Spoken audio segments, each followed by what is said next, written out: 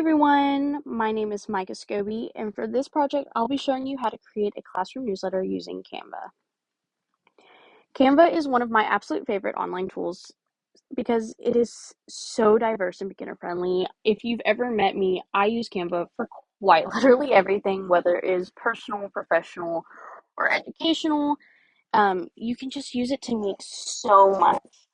Whether it's flyers, posters, presentations, worksheets, and of course, newsletters. And as a future teacher, I can see Canva as an amazing resource for classroom communication. It lets us keep parents in the loop, celebrate student success, and share reminders in a way that's organized and eye-catching. Even if you're not a designer, Canva makes it easy to create something that looks professional and personal at the same time. To get started, you're going to go to canva.com and create a free account or log in if you don't already have one. There is a premium subscription that you can opt into. You absolutely do not need this. I pay for one simply because, like I said, I use this for everything. But there are so many free templates and resources on Canva, it's quite simply unnecessary. But once you're logged in, you're going to see a search bar here at the top. I've highlighted it. And this is where you're going to type what you're looking for. For newsletters, you can just type classroom newsletters, and you're going to instantly see hundreds of ready-to-edit templates. I love that Canva gives you so many options, from simple layouts to bright and colorful ones, and you should just choose one that fits your classroom vibe or theme. You can also create a from scratch blank page if you absolutely would like to. There's a create button here at the top. But honestly, the templates make it super easy and save you a ton of time. This is ultimately the template I decide on, but we'll get back into that in just a second. When I'm picking a template, I really like to focus on readability and layout. I want parents to be able to glance through it quickly and find what they need. For this example, I picked a very cheerful newsletter with boxes with different sections, like what we learned, reminders, such and such. And the pre-made structure really helps organize your thoughts and saves time figuring out where everything goes. I wouldn't worry too much about colors or graphics yet. You can personalize and change all of that later. The main thing to start is with a layout that feels balanced and easy to follow. And like I said, there are so many templates. This is just a handful that popped up when I searched classroom newsletter.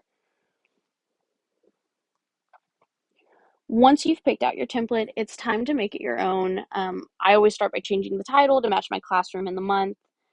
And then I go section by section and decide what I want to include. So in this template, it already had boxes for look what we learned, what's new, reminders, upcoming. And Canva lets you move around these boxes, resize them, and even delete what you don't need. And then you can even go through and change all the colors on your wording, your fonts, and even some of the graphics. And they have a very extensive color wheel. You can color match just about anything. It's really, truly great. This part is all about personalization and making the layout fit your classroom and communication style.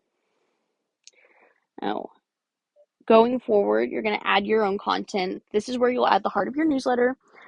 You can type straight into the boxes to update information about classroom themes, student projects, or announcements.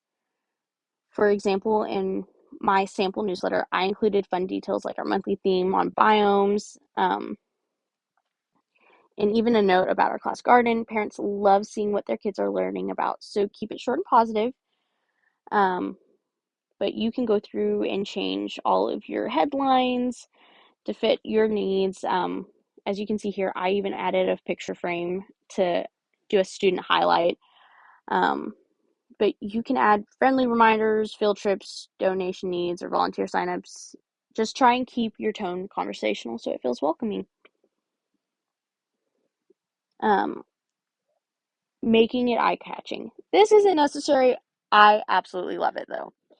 This step is all about bringing your newsletter to life visually. Canva has a ton of options for fonts, colors, and graphics. Just be careful not to overdo it. Try and stay consistent and keep it very balanced. I like to stick with 2 or 3 main colors that match the month or season. I went soft pastels, as you saw earlier. I went through and updated everything. And you can add small graphics like books, apples, sun icons to make it fun without distracting from the information. Try to use clean and easy to read fonts. If everything is bold or decorative, it can get really overwhelming really fast.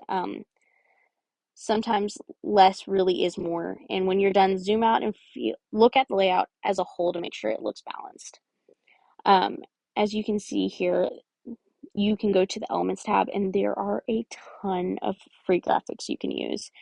Um, I absolutely love the goose, and as you'll see later, I did use it. um,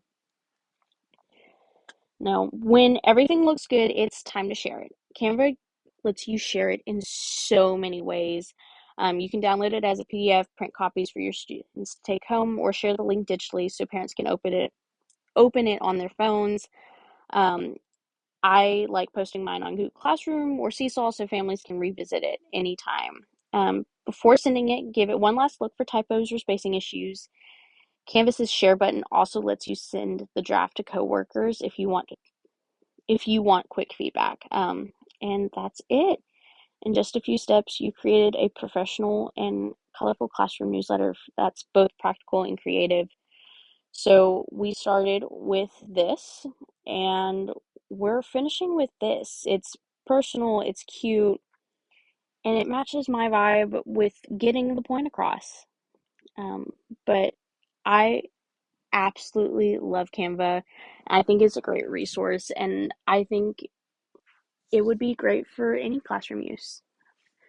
Thank you for listening to my presentation. Have a good day.